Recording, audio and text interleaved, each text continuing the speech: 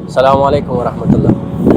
زه به نن تاسو ته دې ویډیو کې د اماراتو مسلکي غله معرفي کوم چې هغه څنګه د نورو خلکو هغه هیوادونو لکه د افغانستان، افریقا یا نور څخه راځي دلته دوی څخه مسلکي غلا کوي. هغه داسې دا هیوادونو څخه خلک دلته راځي تر څو دلته ځان ته جاب یا وظیفه پیدا کړي. نو دوی دلته کمپنیګانو ته راځي. دا کمپنیګانې په ډوبیزل او بعضې ویب سایټونو کې وظیفې اچوي. کله کله دا وظیفې غلطي دروغي خو دوی د انټرویو ته راغواړي. کله چې د انټرویو ته ځي هلته دا کمپنۍ دوی نه پیسې غواړي چې موږ ته دومره پیسې راکړي، موږ به تاسو ته وظیفې او کمپنیګان سره په تماس کې شو. زه یو کمپنۍ ته لاړم، هغې راته پوښتنه وکړه چې ته موږ ته پیسې راکړه، 300 درهمه زموږ فیس کېږي، نو موږ به تا ته وظیفه پیدا کړو. ما نه، ما سره پیسې نشته. بیا اکاونټ معلومات دې رامال، زه به اکاونټ کې درته جمع کړم. اکاونټ کارت معلومات هر څه مې واغوستل، زړه مې کېده چې دوی ته پیسې ولېږم. بیا مې ځان سره فکر وکړو چې کېدای شي دا دروغ وي، ځکه سبا جمعه او شنبې دلته بیا رخصتي وه.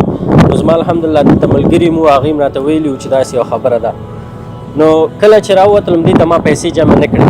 خو دې کمپنیګان نه باندې چې هلکان نه مې پوښتنې کولې، هغوی به ویلې چې موږ 200 درهمه ورکړي، چا 1.5 درهمه ورکړي، چا 100 درهمه ورکړي، او دا میاشتې هفتې تېرې شوي دي، دوی ته هیڅ وظیفه نه ده پیدا شوې. نو دې لپاره هغه ځوانان، هغه ورونه چې غواړي اماراتو کې امارات ته راشي او دلته وظیفه ځان ته پیدا کړي، نو په دغسې کمپنیګانو باندې اعتبار مه کوئ.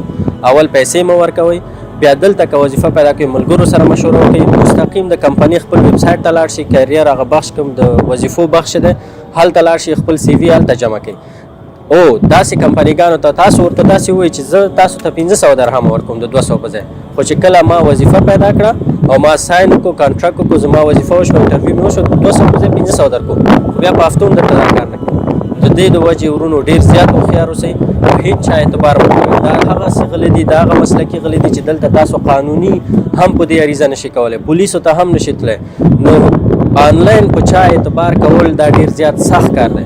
ډېر داسې ورونه په افغانستان، په اماراتو، په ټولو هېوادو کې چې دوی نه 10,000 20,000 ډالر خلکو په ډاجیانو په آنلاین سیستم کې وهلي. د دوی اعتبار یې ترلاسه کړی چې موږ به دا کار به درته وکړو، دا به وکړو، تا ته به دا ولیږو. دوی ګرمه کې فکر نه کوي، هغه پیسې ورته لیږي چې کله ګوري هغې. نو ډېر هوښیار اوسئ ورونو، په دې بخش کې ډېر کوشش وکړئ چې هر هېواد کې پیسې لیږي، یو ورور یو مسلمان سره مخکې نه مشوره وکړئ. مننه.